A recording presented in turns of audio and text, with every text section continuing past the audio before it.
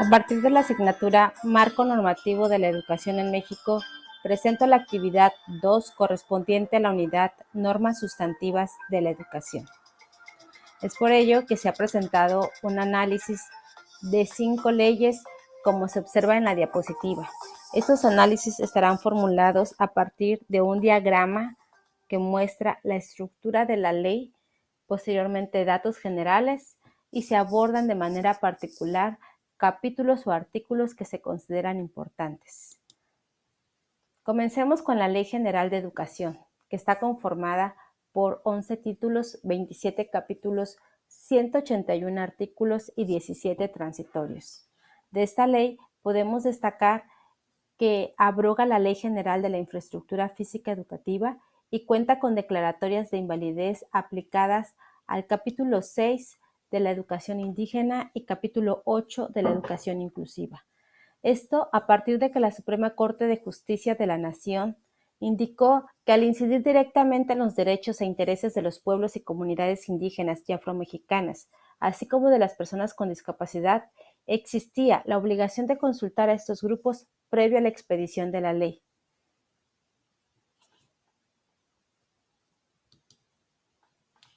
Revisemos, de acuerdo con los títulos, sus capítulos y algunos artículos relevantes. Del título primero del Derecho a la Educación, conformado por 3 capítulos, destacamos el artículo número 2. En este artículo, la ley contempla que el Estado priorizará el interés superior de las niñas, niños, adolescentes y jóvenes en el ejercicio de su derecho a la educación, y para tal efecto garantizará el desarrollo de programas y políticas públicas que hagan efectivo ese principio de constitucionalidad. Asimismo, como observamos en la diapositiva, también hemos destacado el artículo número 5, el cual contempla que toda persona tiene derecho a la educación,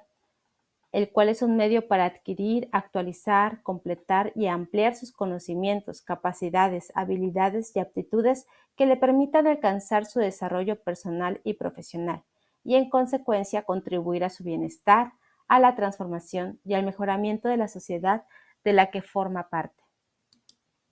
El artículo 7 también nos da en esencia elementos de relevancia para poder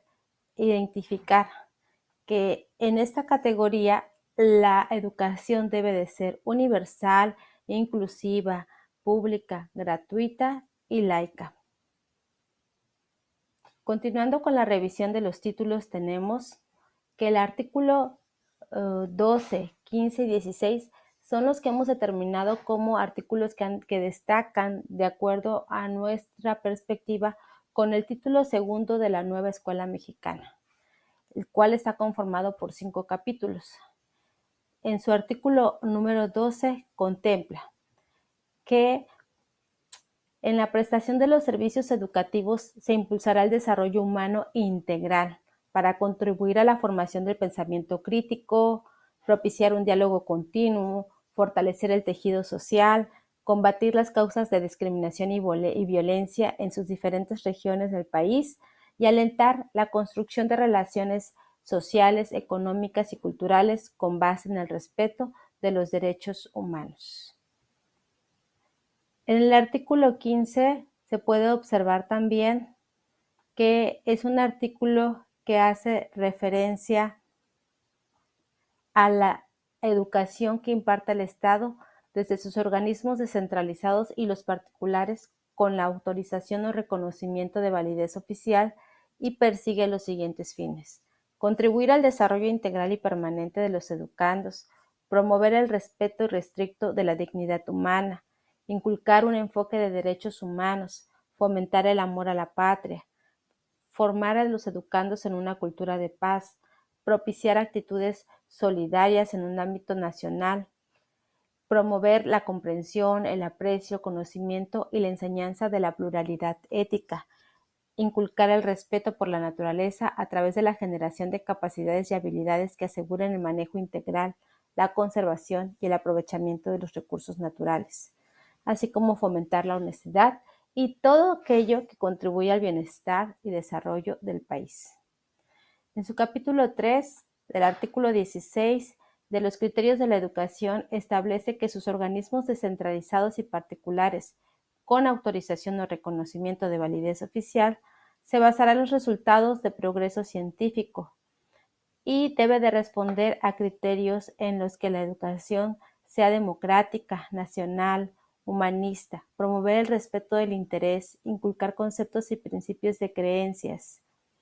ser equitativa, inclusiva, intercultural, integral y de excelencia, orientada al mejoramiento permanente de los procesos formativos que propician el máximo logro de aprendizaje de los educandos para el desarrollo de su pensamiento crítico, así como el fortalecimiento de los lazos entre la escuela y la comunidad. El título tercero es el título que está conformado por un mayor número de capítulos y es en el que precisamente se encuentra el capítulo 6 de la educación indígena y capítulo 8 de la educación inclusiva, que como mencioné al principio, se requiere llevar a cabo la consulta antes de la formulación de estos artículos. En el título cuarto de la revalorización de las maestras y los maestros, que contempla 2 capítulos, tenemos el artículo número 90, el cual versa sobre las características que se deben de cubrir para las maestras y los maestros como agentes fundamentales del proceso educativo y que por lo tanto se reconoce su contribución a la transformación social, revalorizándolo con los siguientes fines: priorizar su labor para el logro de metas y objetivos centrados en el aprendizaje de los educandos, fortalecer su desarrollo y superación profesional mediante la formación, la capacitación y actualización, fomentar el respeto a la labor docente, a su persona y así como fortalecer su liderazgo en la comunidad, reconocer su experiencia,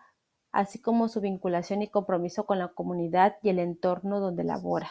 priorizar su labor pedagógica y el máximo logro de aprendizaje de los educandos sobre la carga administrativa, promover su formación, capacitación y actualización de acuerdo con su evaluación diagnóstica y en el ámbito de desarrollo de su labor. Impulsar la capacidad para la toma de decisiones cotidianas respecto a la planeación educativa y otorgar en términos de las disposiciones aplicables un salario profesional digno que permita a los maestros y maestras alcanzar un nivel de vida decoroso para ellos y su familia. Pasando ahora al título quinto de los planteles educativos, en el que se consideran el capítulo 1 de las condiciones de los planteles educativos para garantizar su idoneidad y la seguridad de las niñas, niños y adolescentes, así como el capítulo 2 de la mejora escolar, tenemos que el artículo número 99 de estos capítulos manejan la forma en que la Secretaría operará el Sistema Nacional de Información de la Infraestructura Física Educativa a fin de realizar sobre esta diagnósticos y definir las acciones de prevención en materia de seguridad, protección civil y de mantenimiento. Dicho sistema contendrá la información del estado físico de los muebles e inmuebles, servicios o instalaciones destinados a la prestación del servicio público de educación, mismo que se actualizará de manera permanente en colaboración y coordinación con las autoridades en su materia. Esta operación estará determinada bajo los lineamientos previstos en los artículos 103 de esta ley y de su observancia general para todas las autoridades educativas. Mientras que en el artículo 103, que también forma parte del capítulo 1, se establecen a través de la Secretaría la instancia que determine que para ejercer ciertas atribuciones en este capítulo deben de respetarse los lineamientos, las obligaciones a cumplirse en los procesos de construcción, equipamiento, mantenimiento, rehabilitación, reforzamiento, certificación, reconstrucción o habilitación de inmuebles destinados a la prestación del servicio público. En ellas se establecen las especificaciones y normas técnicas, los procesos, mecanismos de inversión, acciones de capacitación, esquemas de seguimiento técnico y administrativo, programas para la prevención y atención de los daños causados a los bienes muebles e inmuebles y todo aquello que sea necesario para que los espacios educativos destinados a la prestación del servicio público de educación cumplan con los requisitos señalados en el artículo 100 de esta ley. El título sexto de la mejora continua de la educación, que contempla solo un capítulo de los instrumentos para la mejora continua, van del artículo 110 al 112, mientras que el título séptimo tiene arraigo en el federalismo educativo, con un capítulo único también sobre la distribución de las funciones sociales en el ámbito educativo, que va del artículo 113 al 118. El título octavo del financiamiento a la educación, también capítulo único del financiamiento a la educación, va del artículo 119 al 125. Mientras que en el título noveno habla acerca de la corresponsabilidad social en el proceso educativo, que contempla 5 capítulos y en particular el artículo 126, el cual hace referencia a que las autoridades educativas deberán fomentar la participación de los actores sociales involucrados en el proceso de enseñanza-aprendizaje para poder lograr una educación democrática, de alcance nacional, que sea inclusiva, integral, plurilingüe y propicie el máximo logro de aprendizaje de los educandos, así como el desarrollo de su pensamiento crítico, el fortalecimiento de los lazos entre la escuela y la comunidad. Para esto, en el capítulo 2, artículo 128, establece características de la participación de las madres y padres de familia, cómo obtener una inscripción en escuelas públicas, participar activamente con las autoridades de la escuela, colaborar al menos una vez al mes para la superación de los educandos y en el mejoramiento de los establecimientos educativos, formar parte de las asociaciones de padres y madres de familia, opinar en los casos de la educación que impartan los particulares en relación a las contraprestaciones que las escuelas fijan, conocer el nombre del personal docente y empleados adscritos a la escuela, conocer los criterios y resultados de las evaluaciones, los planes y programas de estudio que proporciona el plantel, el presupuesto asignado a cada escuela, así como su aplicación y los resultados de su ejecución, conocer la situación académica y conducta de su hijo y manifestar, de ser el caso, su inconformidad ante las autoridades educativas correspondientes sobre cualquier irregularidad dentro del plantel educativo o donde estén inscritos hijos, hijas o pupilos menores de 18 años y sobre las condiciones físicas de las escuelas. Pasemos ahora al título 10 de la validez de estudios y certificación de conocimientos aplicables al área de la revalidación. En su artículo número 145 establece que será la Secretaría, por acuerdo de su titular, quien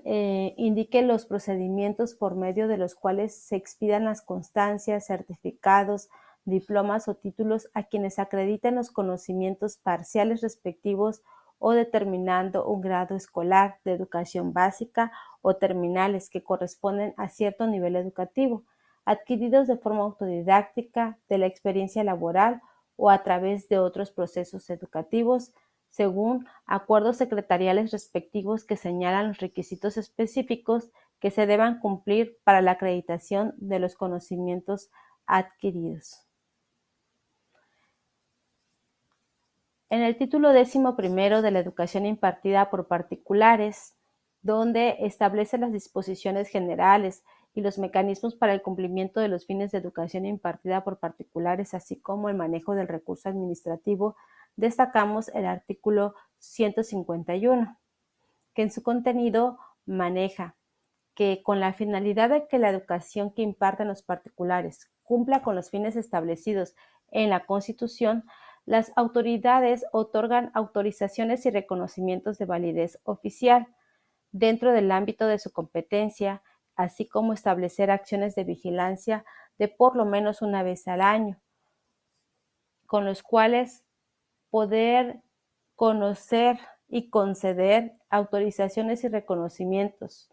a que, sin estar incorporadas en el sistema educativo nacional, deban cumplir con las disposiciones de la presente ley, además de poder requerir en cualquier momento información o documentación relacionada con la prestación u oferta del servicio educativo. También podríamos destacar que el artículo 154 lo que indica es el orden en el cual se puede llevar a cabo estas visitas pertinentes con las autoridades educativas en las entidades federativas para colaborar en las acciones de vigilancia que hace referencia a este capítulo. Hemos llegado ahora a abordar la ley reglamentaria del artículo 3 de la Constitución Política de los Estados Unidos Mexicanos. Esta ley está conformada por 6 títulos, de los cuales se dividen y contienen 15 capítulos, 68 artículos y 14 transitorios. Datos relevantes de esta ley es que abroga la ley del Instituto Nacional de Evaluación Educativa, anteriormente conocida como INE, y que su contenido es más administrativo. En esta ley también se contemplan las evaluaciones, pero con un fin de diagnóstico. Tenemos entonces que el título primero de disposiciones generales, con un capítulo único que lleva del artículo 1 al 3 el objeto de la ley, que es regular el Sistema Nacional de Mejora Continua de la Educación, y menciona la Comisión Nacional para la Mejora Continua de la Educación y el Sistema Integral de Formación, Actualización y Capacitación. Esto con la finalidad de que la retroalimentación se lleve a cabo por medio de evaluaciones diagnósticas. Posteriormente, en el título segundo, que habla sobre el Sistema Nacional de Mejora Continua de la Educación, establece 2 capítulos. En el capítulo 1, sobre el objeto y principios del Sistema Nacional de Mejora Continua y Educación, en el cual podemos identificar con claridad los actores, las instituciones y procesos estructurados y coordinados, la excelencia y calidad del servicio para el desarrollo integral del educando y 7 principios. Mientras que en el capítulo 2, sobre la integración y facultades del Sistema Nacional de Mejora Continua en la Educación, se establecen los elementos para la conformación del Comité Consultivo y Deliberativo. El comité que permite acordar lineamientos y actividades, la integración del comité, los nombramientos de los titulares de la Secretaría Técnica del comité, y se establece que deben sesionar de manera ordinaria 3 veces al año y de forma extraordinaria la cantidad de veces que se requiera. En su título tercero podemos identificar ahora que del Sistema Integral de Formación, Capacitación y Actualización se contemplan 2 capítulos. El capítulo 1 de Derecho a la Formación, Capacitación y Actualización de las maestras y los maestros, y en el capítulo 2 de las evaluaciones diagnósticas. Haré referencia al artículo número 18 de este capítulo número 2, en el cual contempla que las evaluaciones diagnósticas serán formativas e integrales y consisten en procesos mediante los cuales se formulan juicios fundamentados en evidencia sobre cualidades de los actores, las instituciones o procesos del sistema educativo nacional, con la finalidad de contar con una retroalimentación que promueva siempre una acción de mejora en la educación. En este caso, la evaluación a la que se refiere el artículo valora el cumplimiento de la responsabilidad de las autoridades educativas con atención a las problemáticas de las escuelas, los avances en la política educativa, así como aquellas personas que inciden en este proceso educativo, y donde la comisión determinará los lineamientos y la periodicidad para llevar a cabo la realización de las evaluaciones diagnósticas y formativas previstas en este artículo.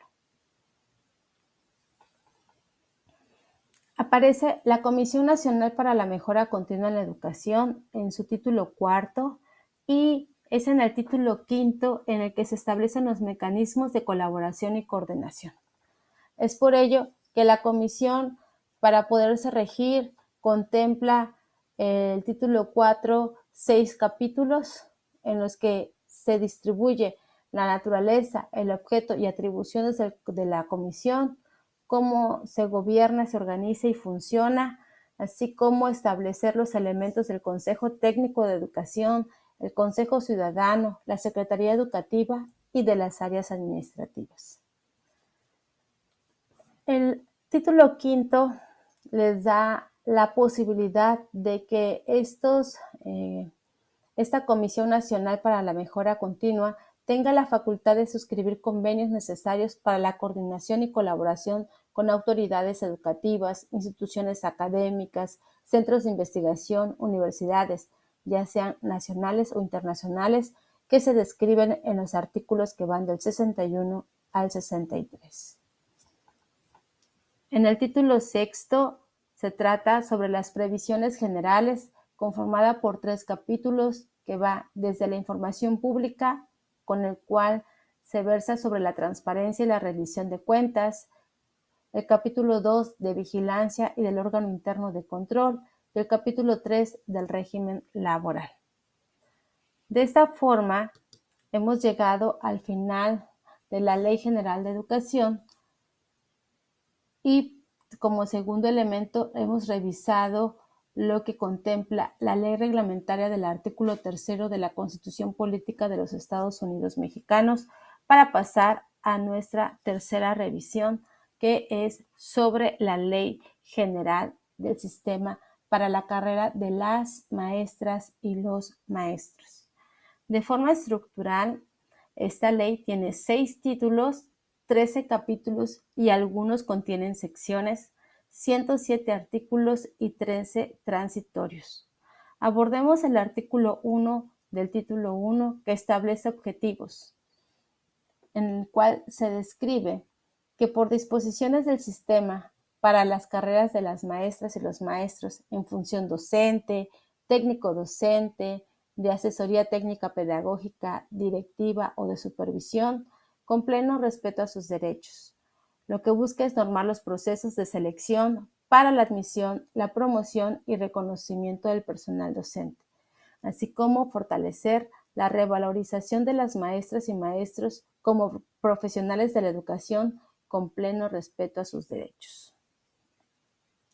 Los fines contemplados en el título 1, artículo 3, se establecen 8 fines. Comencemos con el primero, que es priorizar su labor para el logro de metas y objetivos, fortalecer su desarrollo y superación profesional mediante la formación, capacitación y actualización en el segundo fin. El tercer fin, fomentar el respeto a la labor docente, a la persona como una autoridad educativa y de esta manera fortalecer su liderazgo en la comunidad. El fin número 4, reconocer su experiencia, la vinculación y compromiso con la comunidad y el entorno donde labora para proponer soluciones de acuerdo a su contexto educativo. 5. Priorizar su labor pedagógica y el máximo logro de objetivos de aprendizaje sobre la carga administrativa. Y 6. Impulsar su capacidad para la toma de decisiones cotidianas respecto a la planeación educativa. 8. 7. Otorgar un salario profesional digno que les permita alcanzar un nivel de vida decoroso para ellos y su familia, disfrutar de tiempo necesario para su planeación, así como preparación de clases y actividades destinadas a su desarrollo personal y profesional. Y 8. Respetar sus derechos, reconocidos en las disposiciones legales aplicables. Es en el título tercero, artículo 26, en el que aparece UCICAM como un órgano desconcentrado con autonomía técnica, operativa y de gestión adscrita a la Secretaría de Educación Pública. En ella se establecen también los procesos de admisión y promoción. Los de admisión en el título 4, artículo 31, en el cual se explica que los procesos de admisión se darán a cabo de manera formal al servicio público educativo en educación básica y media superior a través del sistema. Estos procesos deben de ser anuales, en los cuales pueden concurrir aspirantes en igualdad de condiciones, procesos públicos que sean de forma transparente, equitativos e imparciales. Con lo que respecta también a la admisión, estos procesos aparecerán alineados a la identificación de conocimientos, actitudes y experiencias necesarios para el desarrollo de aprendizaje y desarrollo integral de nuestros educandos, así como asegurar la contratación del personal que cumpla con el perfil requerido. Para la promoción, en tanto, hay de dos tipos, que es la vertical y la horizontal, siendo la vertical la que permite un ascenso a una categoría, a un puesto o cargo, y por lo regular con ello también un incentivo mayor. Mientras que la promoción horizontal permite el acceso a un incentivo sin cambio de funciones. Con esto podemos proceder a aperturar un nuevo análisis que versa sobre la Ley General para la Educación Superior. Esta ley es una ley que contempla 7 títulos, 15 capítulos, algunos de ellos con secciones, 77 artículos y 21 transitorios. Con ella se abroga la Ley para la Coordinación de la Educación Superior, que estuvo vigente desde el 29 de diciembre de 1978, ya después de 43 años, y que busca regular 3 subsistemas: las universidades, los tecnológicos y las escuelas normales. En su título 1, capítulo 1, artículo 6, habla acerca de la gratuidad. Para ello, busca ir eliminando de forma progresiva los cobros en las instituciones públicas, ya sea por concepto de inscripción, de reinscripción o cuotas escolares ordinarias. Mientras que en el título 4, capítulo 1, título 3, sección 3, artículos del 31 al 35, busca incluir el subsistema de escuelas normales e instituciones de formación docente, que con anterioridad no se contemplaban en la ley equivalente. El título 4, capítulo 1, artículo 43, busca garantizar que las instituciones de educación superior se constituyan como espacios libres de todo tipo y modalidad de violencia, en específico de género y de la discriminación hacia las mujeres. En el título 5, capítulo 1, artículo 54, se establece una comisión estatal para la planeación de la educación superior o una instancia equivalente que permita coordinar de forma local las estrategias, los programas y proyectos que garanticen la continuidad de la educación con las condiciones necesarias para impartir esta. El título 7 es un título que llama mucho la atención porque busca contribuir a la equidad en educación. Es por ello que incide en las instituciones particulares de educación superior para que otorguen becas cuya suma sea no menor al 5% del total de su matrícula inscrita en sus diferentes planes y programas de estudios distribuidos de manera proporcional. Debemos recordar que esta ley en particular es una ley que se realizó en conjunto con ANUYES, que es la Asociación Nacional de Universidades e Instituciones de Educación Superior de la República Mexicana, y que muestra las bases de la obligatoriedad del Estado de garantizar educación superior, que si bien ya se había determinado en el artículo 3, es hasta el establecimiento de esta ley que se tiene ya más forma para que, por ejemplo, el Consejo Nacional para la Coordinación de la Educación pueda establecer mecanismos de operación que garanticen esta situación. En cuanto a la situación presupuestaria, pues ya está supeditado en esta ley y tiene un alto carácter de federalismo. Aún considerando que todas las leyes son perfectibles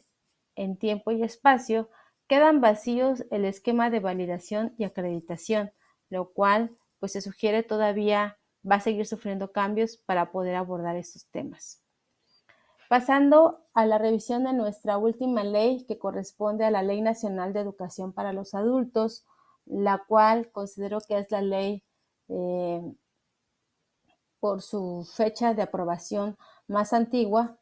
pero que de acuerdo con la Ley General de Educación en su artículo 43 contempla que la educación para adultos está destinada a aquellos individuos de 15 años o más que no hayan concluido la educación primaria o secundaria. Algunos elementos que fortalecieron esta ley fueron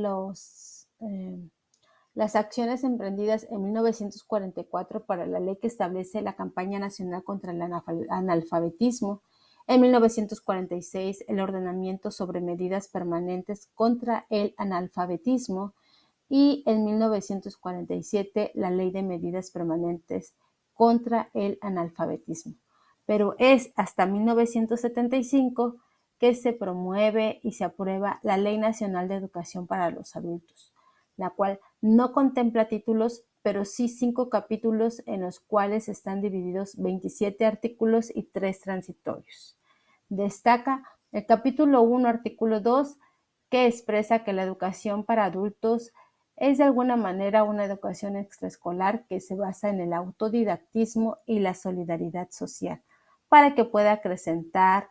la cultura, fortalecer la conciencia de unidad en una comunidad de solidaridad.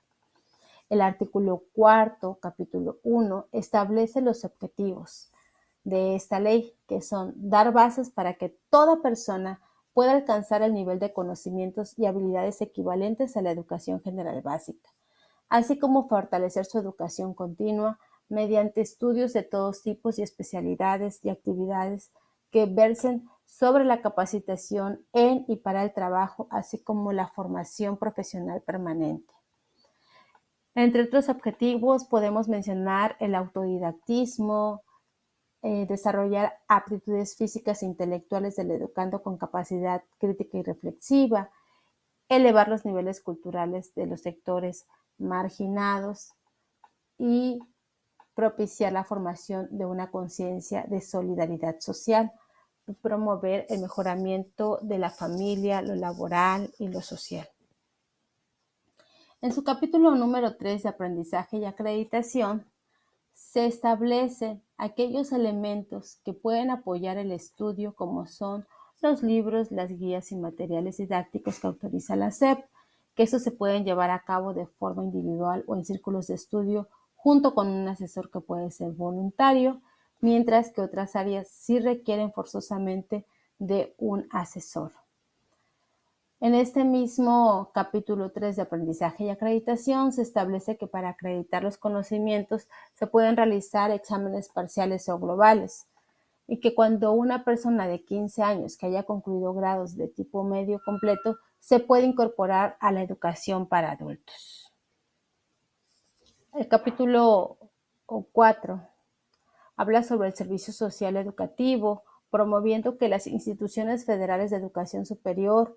tengan de manera permanente la promoción y asesoría para los adultos en una coparticipación de autoridades, profesores y alumnos. Y por último, el capítulo número 5 de derechos y obligaciones. Tiene como derecho cualquier persona mayor de 15 años, sea hombre o mujer, de zona rural o de ciudad, para poder acceder a la igualdad de oportunidades con respecto a la educación general básica para adultos. Es un derecho también que obliga a los empleadores, comisarios, ejidales y de bienes comunales, sindicatos, asociaciones y otras organizaciones dar facilidad o extender servicios de educación para adultos. Con eso concluimos la revisión de estas 5 leyes en el ámbito educativo y que ayudan a revisar a detalle el tema normas sustantivas de la educación. Por su atención, muchas gracias.